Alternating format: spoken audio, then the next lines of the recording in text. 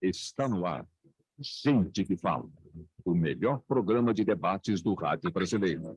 Gente que Fala. Tem texto e direção geral do jornalista Fausto Camunho. Gente que Fala. Reúne de segunda a sexta-feira formadores de opinião para discutir as principais notícias do dia. Gente que Fala. Tem o selo de qualidade APCOM. Olá, olá, boa tarde. O programa Gente que Fala está começando ao vivo pela Rádio 365, a sua rádio de todos os dias, transmissão também pela UTV, a TV da internet e pelas redes sociais, Instagram, Facebook, nosso canal no YouTube, tudo à sua disposição para você acompanhar essa nossa jornada de hoje, quinta-feira, até 1 da tarde. Sempre a gente quer você aí curtindo, comentando, compartilhando a nossa transmissão. Participe também pelo WhatsApp, fazendo perguntas aos entrevistados. 973350038 é o número. Mais uma vez, 973350038. 12:01 agora. Eu sou o Mauro Friesman. Você conhece aqui o nosso espaço às quintas-feiras. É o Gente do MPD que Fala. Parceria nossa com o Movimento do Ministério Público Democrático, o apoio da Câmara Brasileira de Diagnóstico Laboratorial e do escritório Nasser Rajab Advogados Associados. Vamos conhecer, então, os nossos convidados de hoje aqui para análise e debate dos temas propostos. Doutor Roberto Liviano, procurador de Justiça, escritor, palestrante.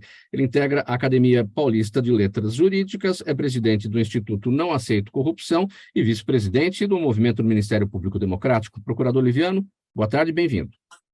Boa tarde, Mauro. Boa tarde, amigos que participam hoje do Gente do MPD que Fala.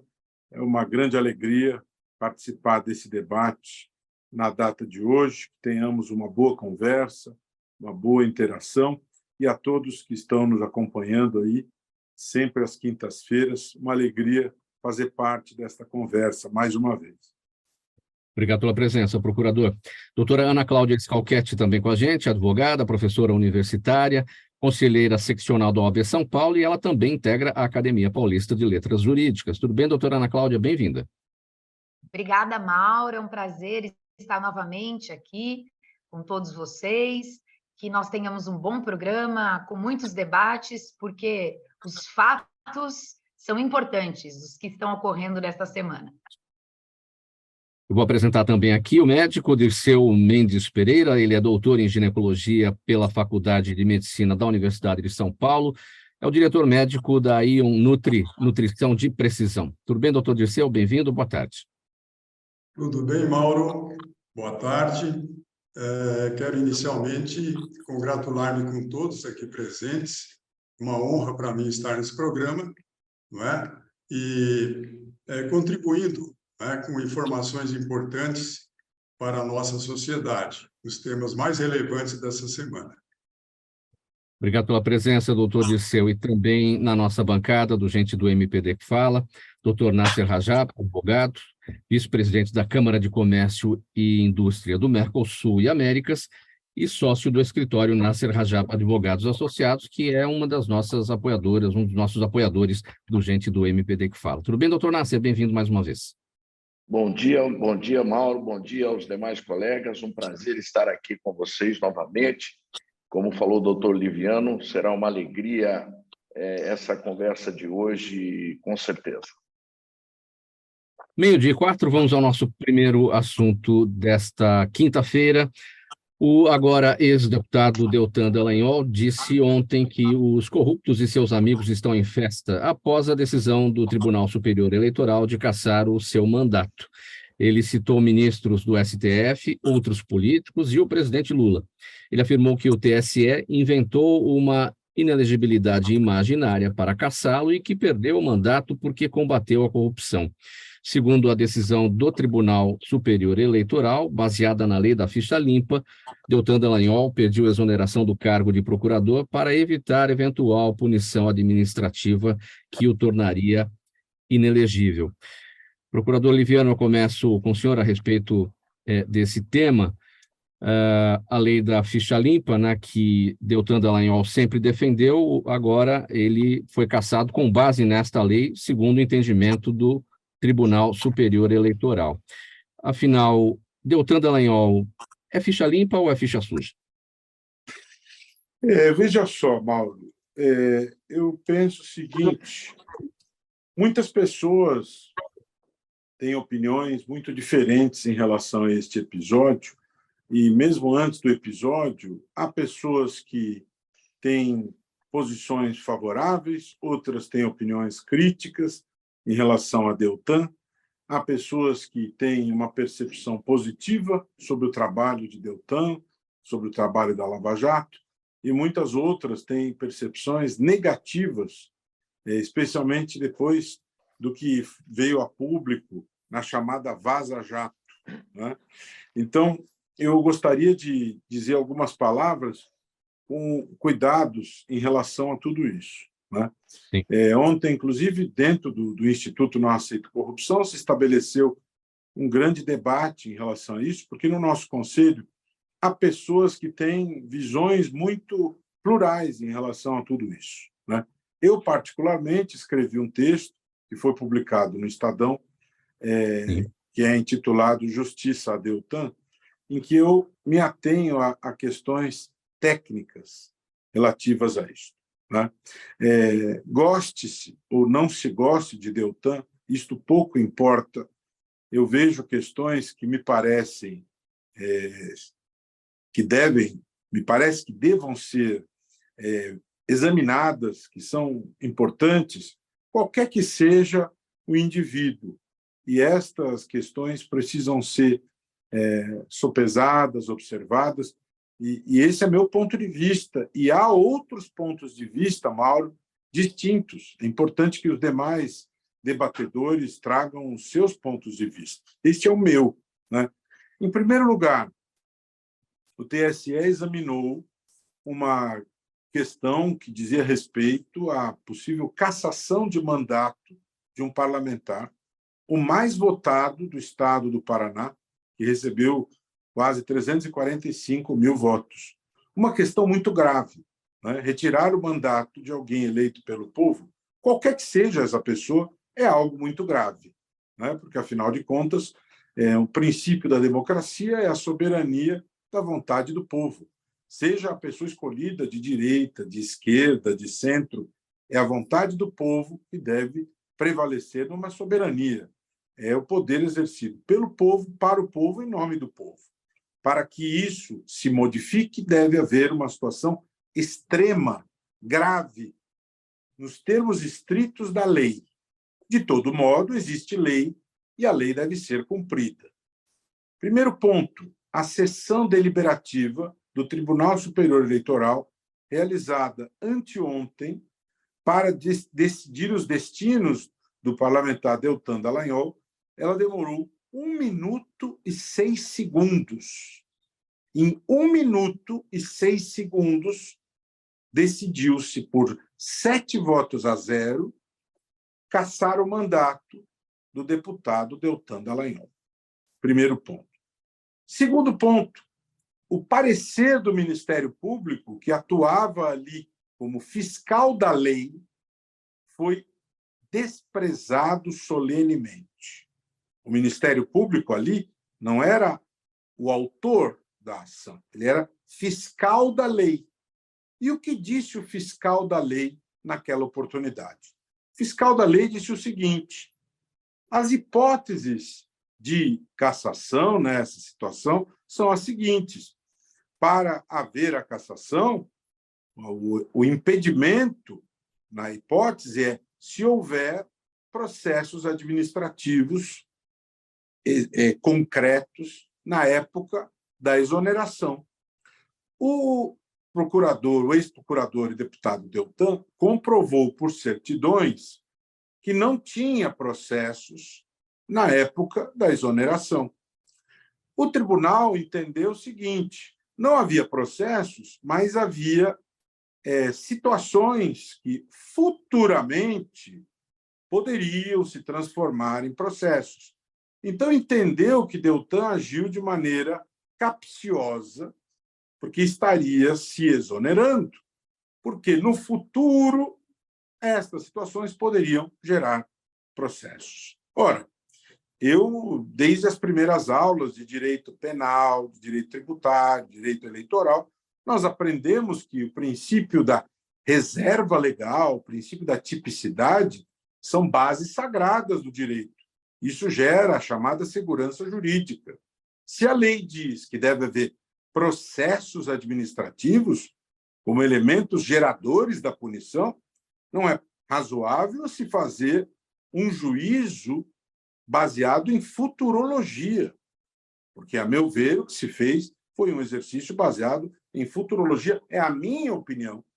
E da mesma maneira que eu construí essa percepção, outros especialistas também pensaram desta maneira, como o ex-ministro da Justiça Miguel Reale Júnior, como o ex-advogado-geral da União Fábio Medina Osório, como a professora da Fundação Getúlio Vargas, Lígia Maura Costa, como muitos professores.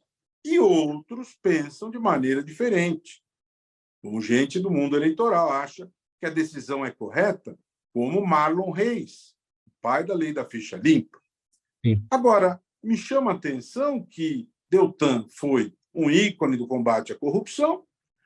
Semanas atrás, o ex-presidente da República jurou vingança ao ex-juiz Sérgio Moro, a Deltan Dallagnol, e depois que houve essa decisão, nas postagens oficiais da presidência, as redes sociais reproduziram aquele PowerPoint fazendo uma gozação diante da condenação. Me parece uma postura não republicana após o julgamento em 1 minuto e 6 segundos. Né? Então, tudo isso traz um cenário, e assim eu fecho o meu comentário, que me parece a negação daquela imagem da deusa Têmis com os olhos vendados. Por que Têmis tem os olhos vendados? Porque não se pode olhar para o destinatário do julgamento. Isso é que garante um julgamento imparcial. Poderia-se dizer que esse julgamento de Deltan, em 1 minuto e 6 segundos, foi um julgamento imparcial? Me parece muito difícil, impossível afirmar-se a imparcialidade desse julgamento. E aí a questão: um julgamento que não foi imparcial é um julgamento justo? Este é o ponto. Doutora Ana Cláudia, seu entendimento, sua percepção bate com o entendimento do procurador Liviano ou não? A gente debate aqui essa situação. O TSE entendeu que o Deltan Dallagnol pediu a exoneração do cargo de procurador para evitar eventual punição administrativa que o tornaria inelegível. Portanto, segundo o TSE, ele teria burlado a lei da ficha limpa. Qual que é o seu entendimento? Bom, Mauro, eu gostaria de falar que subscrevo, né, as preocupações narradas pelo Dr. Liviano. Nós temos que ter um cuidado com o nosso arcabouço jurídico para que ele não seja levado pelas paixões. Nós estamos no Brasil, usando palavras bem populares, né, há alguns anos, vivendo um fla-flu, né, um jogo de sensacionalismo, ora cá, ora lá, com notícias que nos surpreendem a todos. Então, o que se tem que ter cuidado é que nós estamos lidando com coisas muito sérias, como o doutor Liviano falou. É um mandato, né? Um parlamentar eleito, e nós também não temos o conhecimento de todo o processo que levou a essa cassação. Então, também queremos crer que as pessoas que analisaram esse caso, né, são pessoas sérias e que devem ter, embora em tão curto tempo decisório, devem ter tido elementos suficientes para sustentarem suas decisões, porque é óbvio que haverá recurso, né? Inclusive, ele já declarou que recorrerá da decisão da cassação. Então, o que a gente precisa, acho que analisar estamos usando o direito como se espera que ele seja usado? Nós temos que nos desvencilhar dessas paixões políticas, das opiniões favoráveis e contrárias, como se todos nós soubéssemos a fundo opinar sobre questões importantes, como essas das operações, por exemplo, da Lava Jato, etc. Então, esse jogo de vinganças, ficaram felizes os corruptos, agora vou perseguir os que me perseguiram. esse sensacionalismo não combina com o direito. Resumindo, né, nós precisamos usar o direito de forma técnica para que ele consiga dar a segurança para que a nação se desenvolva. Eu acho que esse é o grande ponto. Se não estivermos diante de um cenário de estabilidade jurídica, não alcançaremos um cenário de estabilidade econômica e social no nosso país. Essa é a preocupação. Subscreva as preocupações narradas pelo Dr. Liviano, Mauro e colegas. Doutor Nasser Rajab, seu entendimento, sua percepção, a doutora Ana Cláudia destacou aqui que cabe recurso ao ex-deputado Deltan Dallagnol, e a instância para isso, claro, é o Supremo Tribunal Federal. Quando isso ocorrer, ele tem, de qualquer maneira, 3 votos contrários lá, Alexandre de Moraes, Carmen Lúcia e o ministro Nunes Marques, porque eles integram o TSE e votaram justamente para cassar o mandato do deputado. Quais são as chances dele? Como é que o senhor entende? Mauro, realmente difícil, né, assistir uma situação dessa. Vejo que o Brasil realmente chegou num ponto de instabilidade jurídica extremamente preocupante.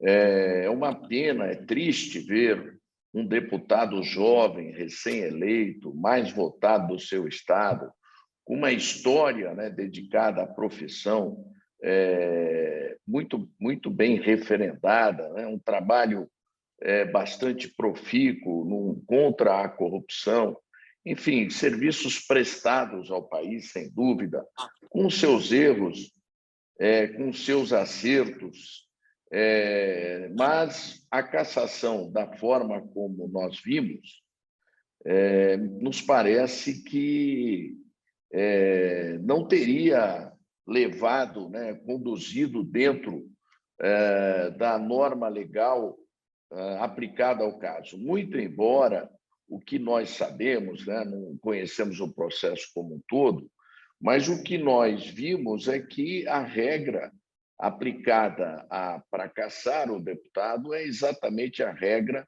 uma daquelas 10 medidas que ele mesmo defendeu, que aquele que pretendesse escapar da ficha suja, né, para se eleger, deveria ser aplicado a ele também essa regra mesmo após o seu desligamento. Então, o que me parece que é o ponto controvertido da questão é justamente se havia ou não, de fato, esses procedimentos disciplinares tendentes a cassar, né, ou a expulsar o deputado do seu cargo, né? Essa me parece que é o ponto mais controvertido. Segundo alguns, havia apenas reclamações disciplinares e que não teriam, né, o ensejo de uma punição a esse nível, e outros dizem que não, que de fato havia o procedimento dele foi deliberado para escapar à punição, e por isso, então, a sua candidatura teria sido ilegal e por isso ele foi cassado. Eu espero realmente que nós tenhamos aí o mais rápido possível essa estabilidade jurídica. O país está muito dividido. Ontem mesmo, na tribuna do Senado, o agora senador Mourão fez um discurso bastante contundente, preocupante até, falando em guerra civil, e eu acho que nós, lamentavelmente, o governo perdeu a chance de ficar quieto, no mínimo, né, e comemorar uma decisão que caça um deputado, por mais que você goste ou não goste daquele deputado, é sempre um tiro, né? Um ataque ao processo democrático brasileiro, coisa que ninguém deveria comemorar. Doutor Dirceu Pereira, seu entendimento sobre o afastamento ou a cassação do ex-deputado agora, Deltan Dallagnol? Olha, eu gostei muito das ponderadas opiniões que eu ouvi. Todos os nossos 3 colegas de mesa, eles fizeram comentários muito sensatos, que estão dentro da nossa realidade brasileira. Eu, como médico e cidadão, eu fico realmente um pouco perplexo, né? Porque um indivíduo que prestou tanto serviço anticorrupção, ser cassado, como disse o Dr. Roberto Leviano, em 1 minuto, 1 minuto e 6 segundos, né? Dando a ideia que já havia previamente uma vontade de condenar. Como cidadão, estou dizendo. Quando a gente vê também no STF sessões que atravessam a tarde toda e passam para o dia seguinte para se tomar uma resolução, ver uma solução como essa é realmente preocupante. Agora, eu acho que esse caso não terminou. Virá ainda, obviamente, a contestação, o recurso. Eu já vi agora pela manhã que o presidente da Câmara, o Arthur Lira, diz que cassação só vai acontecer no Congresso, né? Então, acho que esse caso vai ainda ter uma continuidade, nós não sabemos ainda qual será o final. 12h21, pessoal, quinta-feira, programa Gente que Fala, é o Gente do MPD que Fala, nossa parceria com o Movimento do Ministério Público Democrático, o apoio da Câmara Brasileira de Diagnóstico Laboratorial e do escritório Nasser Rajab Advogados Associados. Pela Rádio 365, sua rádio de todos os dias, Altivia, TV da internet e redes sociais também. Nosso próximo tema. Em sua coluna de ontem, no UOL, o jornalista Ricardo Couto diz que, ao aprovar por 45 votos a 10 a chamada PEC da anistia, que promove o maior perdão da história a partidos políticos, a Comissão de Constituição e Justiça da Câmara passou como um trator sobre a justiça eleitoral, mostrando uma rara unidade de ação no momento em que o país se encontra dividido ao meio entre governo e oposição. O jornalista Ricardo Couto, na votação relâmpago do que deveria se chamar PEC da bandalha, né, no entendimento dele, nem foi preciso que o governo abrisse os cofres para distribuir emendas do orçamento secreto, pois, quando se trata de defender seus próprios interesses, estão todos do mesmo lado. Esse entendimento do jornalista Ricardo Couto, o procurador Liviano, é no sentido da quantidade de parlamentares que já assinaram essa proposta e que é abraçada tanto pela liderança do governo quanto pela liderança da oposição. O senhor escreveu um artigo no Estadão dizendo que isso tudo é a autoproclamação da anarquia. Eu gostaria que o senhor falasse sobre essa sua observação. Seu microfone está fechado. Pode abrir, por gentileza, procurador. Então, o ponto é o seguinte, me chama a atenção quando os membros parlamentares ligados ao governo dão as mãos para os parlamentares ligados à oposição e eles remam, Mauro e companheiros da mesa, na mesma direção. Isso aconteceu quando se quis aprovar o desmonte da lei de improbidade, resultando na lei 14.230, ou seja, quando se quis um instrumento para garantir a impunidade por lei, né? O que nós tínhamos, o que nós temos ainda? Um conjunto de regras que garante transparência na prestação de contas dos recursos eleitorais, um conjunto de regras que protege o financiamento correto da política, um conjunto de regras fruto de discussões que ocorreram na Câmara e no Senado para garantir espaço de poder para as mulheres, para os negros. Isso percorreu um caminho dentro da Câmara e do Senado, e isso passou pela devida sanção presidencial, ou seja, seguiu-se a liturgia da democracia, né? E aí, deputados e senadores que participaram dessas discussões, aprovaram essas regras, agora falam em virar a mesa. Quer dizer, aqueles que parafusaram a mesa, aqueles que montaram a mesa, agora viram a mesa, né? Ou seja, eu, você, todos aqui desta mesa de debate, no dia 31 de maio, nós vamos declarar o imposto de renda. Todos nós cumprimos a lei. E o que se pretende com esta PEC 9? Que os partidos políticos sejam tratados como intocáveis. Todos nós temos que cumprir a lei, todos são iguais perante a lei. A PEC 9 diz o seguinte: todos menos os partidos políticos. Ou seja, eles não têm que cumprir a lei. Por que eles não têm que cumprir a lei se a Constituição diz que todos são iguais perante a lei? Isso é uma violação, isso é uma afronta, isso é uma patifaria. É um desrespeito à nossa Constituição Federal. No entanto, no dia 16 de maio, dia em que a Lei de Acesso à Informação completa 11 anos de vigência, por 45-10, na Comissão de Constituição e Justiça, que existe para examinar a constitucionalidade de proposições, passa uma manada de elefantes de inconstitucionalidades e os senhores parlamentares dizem: esta proposição é perfeitamente constitucional. Então, não entendo para que existe Comissão de Constituição e Justiça. É para carimbar cegamente? Então, que não exista mais essa comissão, porque existindo ou não existindo é a mesma coisa. Como não existe comissão de ética, onde está a comissão de ética da Câmara, do Senado? Porque o senador Chico Rodrigues foi surpreendido com R$33 mil nas nádegas, e a comissão do Senado nada fez até hoje.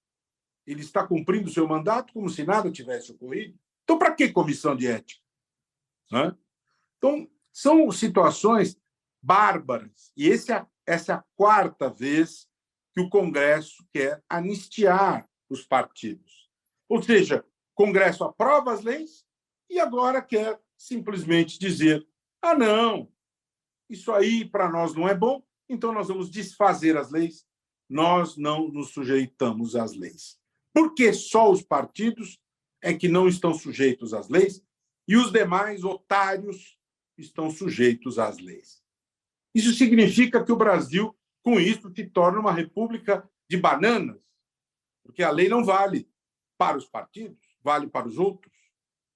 Isto significa falta de seriedade, falta de segurança jurídica, falta de respeito à ordem jurídica. E isso é um absurdo. Aliás, eu vejo na decisão do TSE falta de... Problemas com a sua conexão, procurador Liviano? Travamento aí do seu áudio, travamento da sua imagem.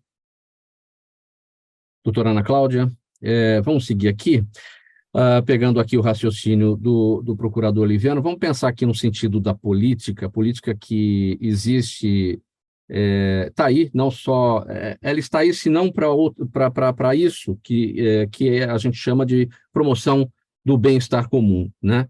E os partidos políticos deveriam zelar por isso, e eles estão aí para a promoção do bem-estar deles próprios. Exato, Mauro. É uma decepção que não pode ser aliviada, né? Nós não podemos relativizar a gravidade desta proposta que foi aprovada há 2 dias, né? Na Comissão de Constituição, Justiça e Cidadania da Câmara dos Deputados.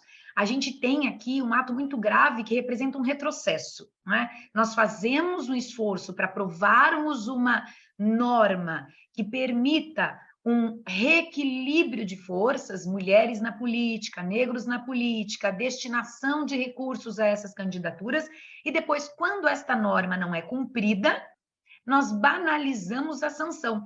Recado para o mundo: nós não somos ou não agimos como um país sério.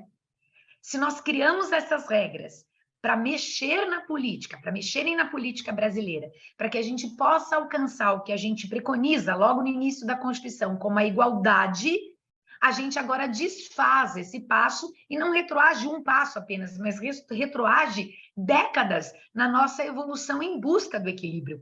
Então, é de extrema gravidade essa aprovação.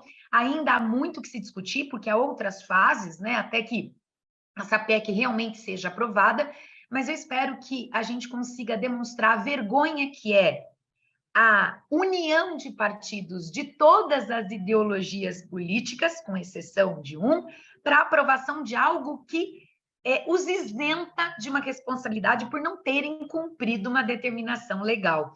Então, assim, é o fim. Eu acho que a gente precisa bater nessa tecla, né? Não é, entre o certo e o errado, há várias nuances. Não, aqui eu acho que é flagrantemente inadmissível esse retrocesso, até porque está configurado o desrespeito à lei e agora nós estamos banalizando a sanção. Se assim o fizermos, podemos fazer em qualquer área do direito. Qualquer área. Não é? Para que aplicarmos sanções? Só não aplicarmos a partidos políticos. Nós devemos, então, estender a todas as outras pessoas que desrespeitarem leis. E aí, a anarquia está instalada. Então, é chocante, inadmissível, e é incrível que, no meio de todo esse turbilhão de emoções, de acontecimentos da semana, a gente tenha mais esse. Dá a impressão de que é para passar por meio de todos os escândalos, ou junto com todos os escândalos, e que na semana que vem haverá outros que nos farão esquecer essa aprovação que deve ser tido como um retrocesso histórico. Mauro e colegas, eram esses os meus breves comentários.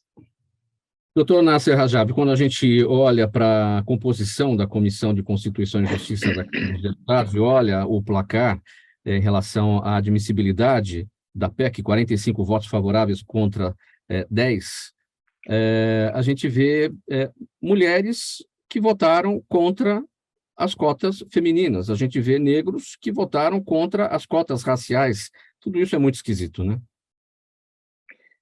De fato, Mauro, é um retrocesso. Nós temos que reconhecer que essa isenção, essa anistia, dando-se a si mesmo, é algo assim lamentável.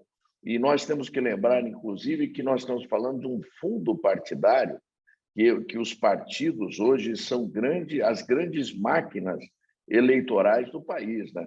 Com bilhões de fundo partidário que movimentam os partidos como grandes empresas não têm o fluxo financeiro que os partidos políticos hoje têm.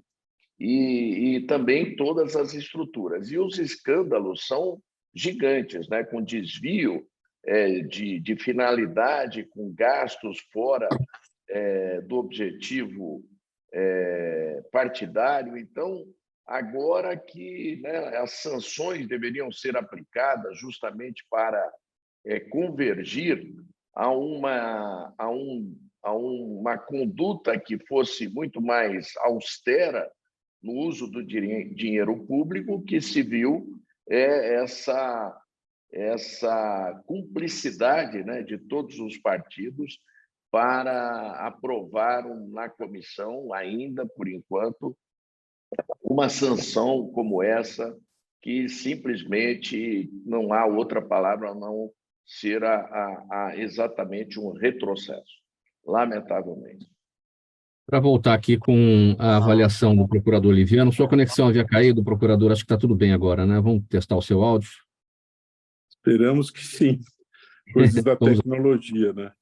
Mas eu acho que eu tinha falado o que precisava falar, vamos ouvir os demais colegas aí, a Ana e o Dirceu, e vamos completar o debate aí, eu acho que fica mais interessante e mais democrático. Para ouvir o doutor Dirceu, a doutora Ana já se manifestou. Doutor Dirceu. Sim, eu acho que é uma frustração muito grande que nós vivemos, né? Parece que realmente essas coisas vão se sucedendo e a gente pergunta até quando nós vamos tolerar isso? Que caminhos que nós poderíamos ter para interromper esse processo, né? E nós achamos uma anomalia. Os partidos políticos abocanharem verbas públicas tão grandes, né? E prestarem um desserviço dessa natureza, que é um mau exemplo para a população, né? A população parece que está perdendo a capacidade de se indignar, porque o cidadão se sente muito pequeno, né? Ele não consegue ver perspectivas de melhora desse país, porque essas coisas são reincidentes. Já é a quarta vez que eles fazem isso. A próxima, eles vão inventar outra coisa e vão continuar prevaricando da mesma maneira, né? Então, realmente é uma indignação que eu me sinto indignado, mas não tenho, obviamente, o que fazer, a não ser que outros órgãos públicos, né, e outros poderes possam interferir de uma forma mais virtuosa, né, porque realmente esse ciclo que está se criando é um ciclo nefasto. Sinceramente, é uma vergonha mesmo. 25 minutos para 1 da tarde. Agora você está no programa Gente que Fala, edição de quinta-feira. É o Gente do MPD que Fala, parceria nossa com o movimento do Ministério Público Democrático, o apoio da Câmara Brasileira de Diagnóstico Laboratorial e do escritório Nasser Rajab Advogados Associados. Tudo ao vivo pela Rádio 365, sua rádio de todos os dias, OTV, a TV da internet e redes sociais. Próximo assunto por aqui. Quase metade dos 149 milhões de brasileiros que usam a internet não checa se as informações que recebem em grupos de WhatsApp ou vê em mídias sociais são verdadeiras ou falsas. Tudo isso segundo a pesquisa TIC Domicílios, né? Que foi lançada na terça-feira agora pelo Comitê Gestor da Internet no Brasil. Essa pesquisa aponta ainda que o índice de checagem é menor entre os mais pobres, principalmente por terem conexões mais fracas e lentas à rede. Os autores do estudo sugerem uma investigação mais ampla sobre como e por que as pessoas não se interessam em checar as informações online. Doutor Dirceu, eu começo esse tema com o senhor pelo seguinte: a área da saúde foi a que mais sofreu nos últimos anos, ao longo da pandemia, por conta das fake news, por conta da desinformação, gente que replicou mensagens sem saber exatamente o que estava replicando, ou às vezes até intencionalmente sabendo do que se tratava. Enfim, e aí a pergunta que é feita aqui pelo próprio estudo, os autores dele: por que as pessoas não se interessam em checar informações online? É bastante interessante. Acho que é um aspecto ainda cultural que nós temos que mudar, não é? É muito importante os dois lados. Quem coloca as informações, que precisa ter uma regulamentação, e quem as recebe, que deveria, obviamente, ter o bom senso de checar, ver se as informações são, digamos assim, pelo menos sensatas e condizentes, não é?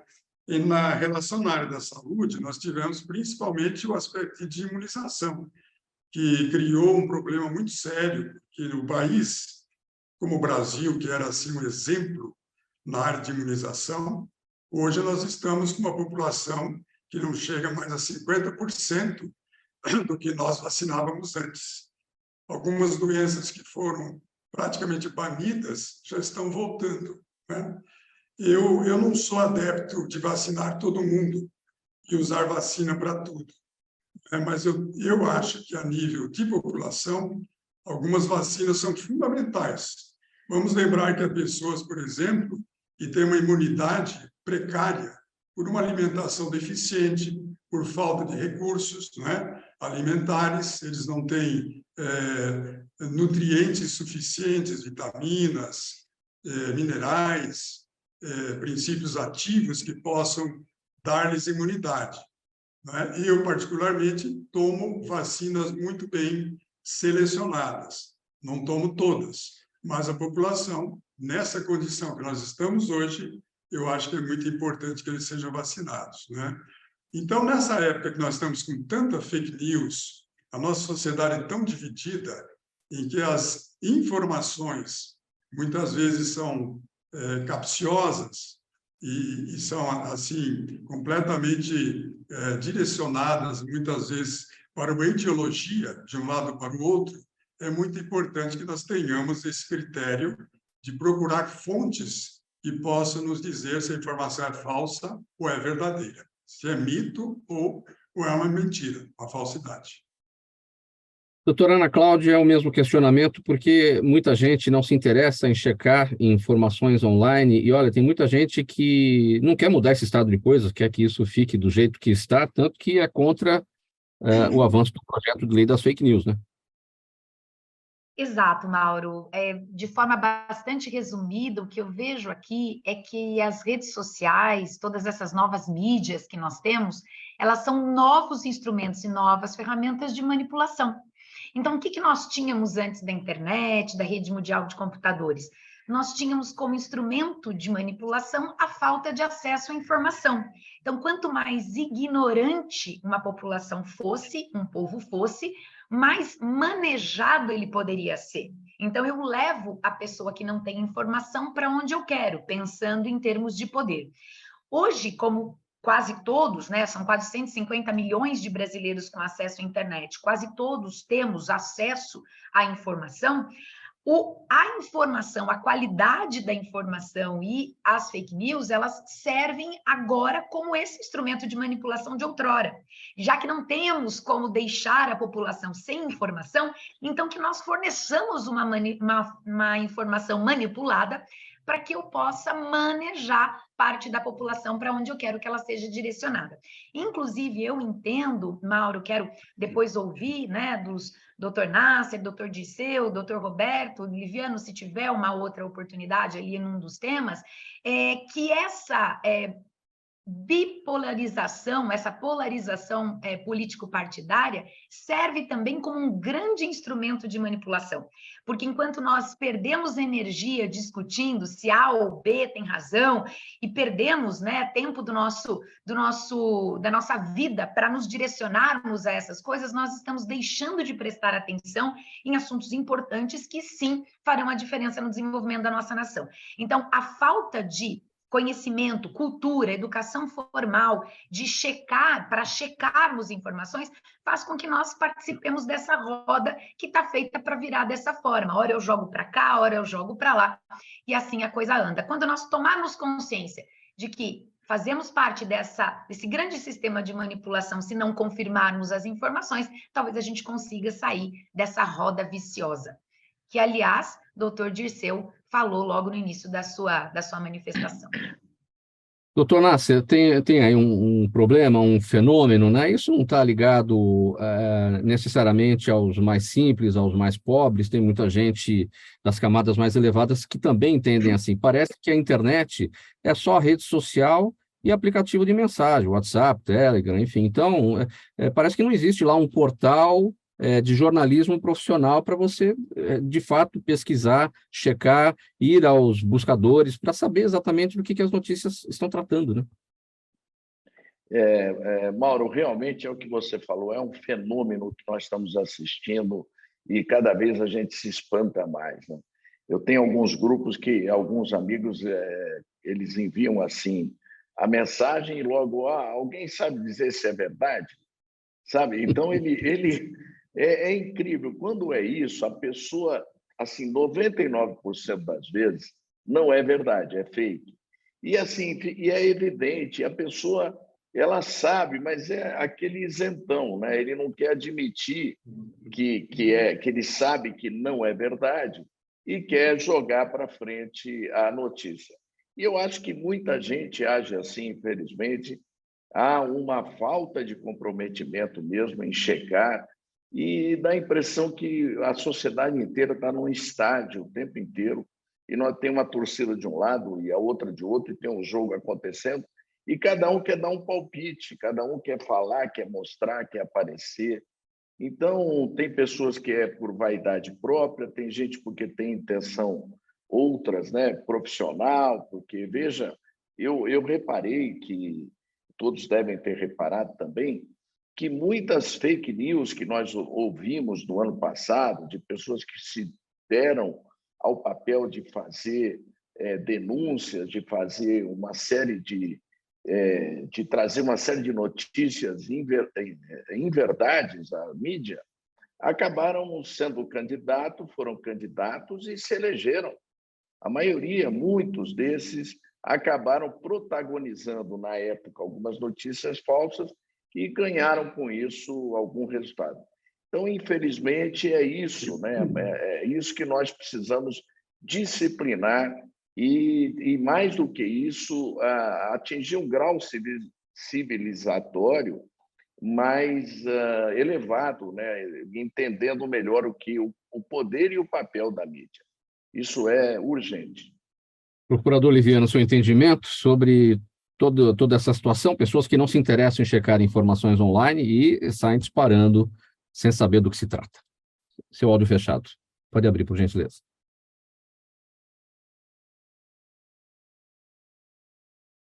Primeiro, na minha coluna dessa semana, no Poder 360, eu escrevi um texto falando um pouco a respeito disso, incluindo a questão do projeto de lei que está em debate na Câmara. As pessoas falam muito, se referem a ele como projeto das fake news. E eu já começo examinando o próprio nome, né? Por que usa-se essa referência, fake news? Por que usar o nome em inglês, né? Na verdade, esse projeto ele se preocupa em tratar essa questão da punição à disseminação das mentiras, né? O ponto é esse: disseminação de mentiras, porque hoje quem espalha mentiras não é punido, né? E aí usa-se o nome em inglês para que a coisa não fique tão pesada, né? No Brasil há esse hábito. O peculato, que é um crime que gera uma pena de 2 a 12 anos, para não ficar tão pesado, alguém criou logo o apelido diminutivo e menos pesado de rachadinha, né? Então, no Brasil há esse hábito, criam-se eufemismos para diminuir o peso da situação. Então, esse projeto podia se chamar Chega de Mentira e precisamos punir o repasse da mentira. Porque, na verdade, se a gente examinar a coisa assim numa perspectiva mais ampla, o Código de Processo Penal, para acusados criminalmente que chegam diante do juiz e mentem em relação às acusações que são dirigidas a eles e afirmam mentiras em relação a essas acusações, quando isso acontece nos Estados Unidos, eles respondem criminalmente por perjúrio. No Brasil, ficam impunes. Quem mente para o juiz, dizendo mentiras na justiça, no Brasil não acontece nada. Isso é considerado exercício regular da autodefesa. Então, a mentira no Brasil, em processos criminais, é aceita como algo, não, coitado, ele está se defendendo. Isso é autodefesa, né? Então, isso é necessário ser colocado, porque a mentira é tolerada e não é punida, né? Então, essa questão é complicada, porque se a mentira é tolerada, é aceita, as pessoas espalham a mentira e isso é tolerado, é aceito. E no projeto está se falando disso. Então, só para terminar o meu comentário, Mauro, é necessário colocar um limite a isto. E é necessário que esse limite seja colocado desde cedo, nas escolas. As crianças elas já têm contato com a tecnologia desde cedo, com os celulares, com iPads, com computadores. Os pais precisam estabelecer limites a tudo isso, precisam educar as crianças em casa.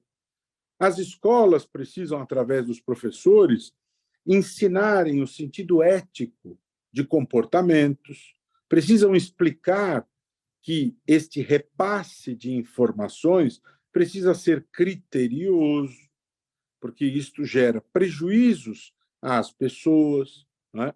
Mas quando você percebe que, em plena pandemia, como você falou, quando um pacto mundial estabeleceu o não repasse de mentiras e 130 nações assinaram esse pacto, as principais nações democráticas do mundo assinaram. O Brasil foi chamado a assinar e se negou. O Brasil não assinou. E se juntou à Coreia do Norte, de Kim Jong-un, e se juntou a Cuba, que não quiseram assinar esse pacto contra a disseminação de mentiras durante a pandemia. Aí as pessoas veem esse tipo de coisa, tomam conhecimento disso, e aí concluem: se o Brasil não assina isto, então a mentira está liberada. E isso é preocupante. Procurador Liviano, eu preciso liberá-lo em razão dos seus compromissos. Eu gostaria de saber se eu tenho só mais um minuto aqui para uma... Eu vou ter uma pergunta aqui da audiência. Se o senhor tem condição de responder em um minuto. É o Jaime do Jardim Bonfim, sempre participando com a gente. Obrigado, Jaime. Como enquadrar sites de jogos eletrônicos, já que todos têm sede no exterior? É a pergunta dele. Aí, na sua resposta, eu já libero o senhor. Olha, essa questão dos jogos eletrônicos, saudando o querido e fiel Jaime, os jogos, as apostas e tudo isso carecem de uma regulamentação no Brasil, né? Toda essa parafernália dos jogos, das apostas, precisam ser regulamentados, né? Nós vamos ter aí uma CPMI que está por ser instalada e nós precisamos regulamentar todo esse mundo dos jogos e das apostas para estabelecer limites éticos, para definir punições, para ter um marco legal de tudo isso, né? No mundo globalizado, nós precisamos ter um pacto dos países em relação a tudo isso para não ter terra sem lei no universo das apostas.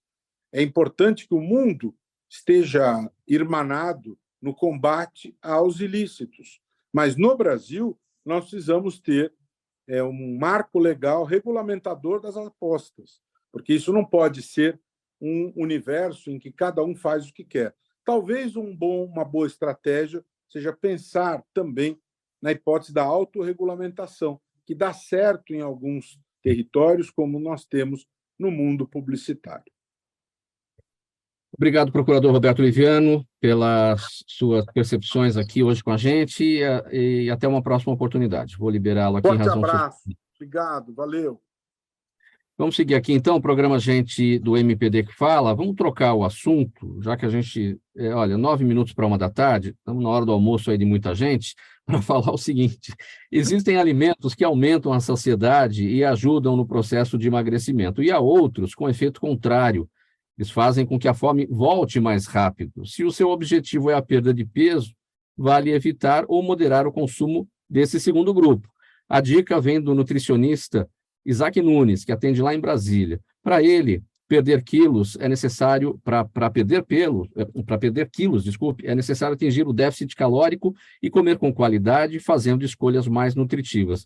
Essas informações todas aqui, né, do nutricionista Isaac Nunes, lá de Brasília, estão numa reportagem do site Metrópolis, com assinatura do jornalista João Vitor Reis. Afinal, doutor Dirceu Pereira, a gente sabe disso, né? Desses alimentos que saciam mais a fome e outros que não, né? Mas a gente não vai fazer a coisa certa nunca, né? Pelo jeito. Verdade. Mas eu acho que é muito importante conscientizarmos a população, né? Nós sabemos que os alimentos que são desprovidos de fibras, né, eles são alimentos que são calorias vazias. Eles não têm nutrientes. Por essa razão, as calorias realmente aumentam o peso, engordam, elas vão ser depositadas, né? E aqueles alimentos que são alimentos que compõem-se de fibras, a glicose, que é assim uma grande fonte de energia, ela é metabolizada lentamente pela insulina, entende? Ao contrário, quando o indivíduo come os carboidratos refinados, vamos falar principalmente dos carboidratos, que hoje é uma epidemia de consumo de carboidrato, aqueles que são industrializados, a absorção é muito rápida no intestino e a insulina tem que ser lançada também muito rapidamente, em grande quantidade, para tirar o açúcar do sangue que está circulando. O que acontece com isso? A pessoa come, daí 1h30, 2, quer comer de novo. Ela não tem saciedade, né? Ela não mantém a sua saciedade. Então, o que nós recomendamos, muito importante, e eu concordo plenamente com o autor desse texto, é que nós temos que incentivar o uso de alimentos que são ricos em nutrientes, né? Porque se a célula nossa está nutrida, ela, através de alguns hormônios, como a leptina, por exemplo, né, ela vai fazer com que você não tenha desejo de comer novamente, né? Você vai dar um espaço. Tá? Nesse sentido, muitos alimentos são aqui interessantes, que eu poderia falar para vocês, que são constituídos de uma riqueza muito grande de fibras, a aveia, a semente de linhaça, a inulina, que está na chicória e outros vegetais, os cereais integrais, como a quinoa, a quia, o arroz integral, o psyllium, leguminosas, tubérculos, todos eles muito importantes no sentido de nos dar essas fibras que são produtoras, veja só que interessante, de ácidos graxos de cadeia curta. Esses ácidos graxos de cadeia curta, compostos pelo butirato, acetato e propionato, são metabólicos extremamente importantes no nosso metabolismo, são compostos bioativos que combatem e beneficiam, combatem vários riscos e doenças e beneficiam muito o nosso organismo, né?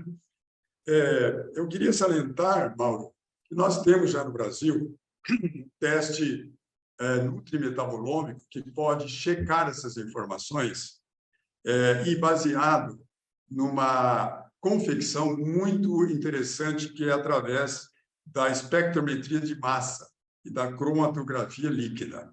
É um procedimento extremamente refinado. Esse teste foi criado aqui no Brasil, é inédito, é inovador, e nós estamos, obviamente, salientando a importância que esse teste tem do indivíduo mapear, fazer um check-up metabólico, não é? Porque não basta você comer, é necessário você ver, observar se aquele alimento ele foi metabolizado, ele foi digerido, ele foi realmente benéfico para acionar os nossos genes, né? Que a finalidade maior é essa. E também beneficiar um órgão, que é um órgão que parece que é virtual, mas não é, que é a nossa flora bacteriana intestinal. Hoje nós temos 100 trilhões de bactérias intestinais. Parece que nós carregamos um container de bactérias que hoje conversam com o nosso organismo todo, através dos metabólitos que elas produzem. Então, a nossa alimentação, eu acho que é o alicerce da nossa saúde. Nós precisamos realmente melhorar. Período da tarde, eu estou com um pouquinho de fome, ao invés de eu pegar um carboidrato, por que eu não como uma fruta? Não é? Uma fruta que, se ela for muito adocicada, eu coloco um pouquinho aqui da quia, da quinua, um pouquinho da aveia, da semente de linhaça, e eu quebro essa ação da frutose, que é muito semelhante à glicose, não é? Então, é uma questão de nós passarmos essas informações e também dizer que nós temos hoje, no Brasil, um teste que é feito na saliva, muito fácil, que pode mapear o seu organismo, né? Portanto, essa mensagem eu acho que é muito importante para todos nós. Gente, perguntas aqui da nossa audiência, eu preciso de muita brevidade, doutora Ana. A Daniela Neves está no YouTube, ela quer saber se o direito brasileiro contempla satisfatoriamente a pluralidade atual das entidades familiares no país. Pouquíssimos segundos. De maneira alguma, o direito brasileiro positivado não, ou seja, nós não temos leis suficientes para abordar ou para proteger a multiplicidade de famílias que nós temos na prática. Mas aí vem a jurisprudência, as decisões, e dão um jeito de acolher enquanto o nosso parlamento não funciona bem. Obrigada. Pouquíssimos segundos também, doutor Nasser. Rodrigo Monteiro está no Facebook. É importante para o Brasil a estabilização econômica da Argentina? Bem rapidinho. Sem dúvida, é um parceiro comercial importante, compõe o Mercosul, é fundamental para o Brasil que os seus parceiros também vivam com um desenvolvimento à altura do nosso comércio que o Mercosul exige. Vamos colocar um ponto final nessa edição do programa Gente que Fala de hoje, de quinta-feira, sempre por aqui, o Gente do MPD que Fala, parceria nossa com o movimento do Ministério Público Democrático, o apoio da Câmara Brasileira de Diagnóstico Laboratorial e do escritório Nasser Rajab Advogados Associados. Estiveram com a gente hoje, procurador de Justiça, escritor, palestrante, doutor Roberto Liviano. Ele integra a Academia Paulista de Letras Jurídicas, é presidente do Instituto Não Aceito Corrupção e vice-presidente do MPD. Doutora Ana Cláudia Scalchetti, advogada, professora universitária, conselheira seccional da OAB São Paulo, ela também integra a Academia Paulista de Letras Jurídicas. Doutor Dirceu Mendes Pereira, ele é doutor em ginecologia pela Faculdade de Medicina da USP, diretor médico da Ion Nutri, Nutrição de Precisão, e o advogado doutor Nasser Rajab, vice-presidente da Câmara de Comércio e Indústria do Mercosul e Américas e sócio do escritório Nasser Rajab Advogados Associados, que é o nosso apoiador do programa Gente do MPD que Fala, de quinta-feira, juntamente com a CBDL. O programa Gente que Fala é a realização da ABCOM, apresentação minha, Mauro Friesman, pauta e redação Pedro Schiavon, Zenilda Salvato, nossa diretora de produção, jornalista Fausto Camunha, nosso diretor-geral, você espectador, você ouvinte, a razão da nossa presença aqui todos os dias. Chegando agora na programação da 365, sua rádio de todos os dias, o Lucas Neto, de volta com o programa Melhor para a Melhor Idade. Um bom programa aí para você, uma boa tarde para todo mundo. A gente volta a se falar amanhã, a partir do meio-dia, ao vivo, aqui pela Rádio 365, Altivia TV da internet e redes sociais. Um abraço a todos. Tchau.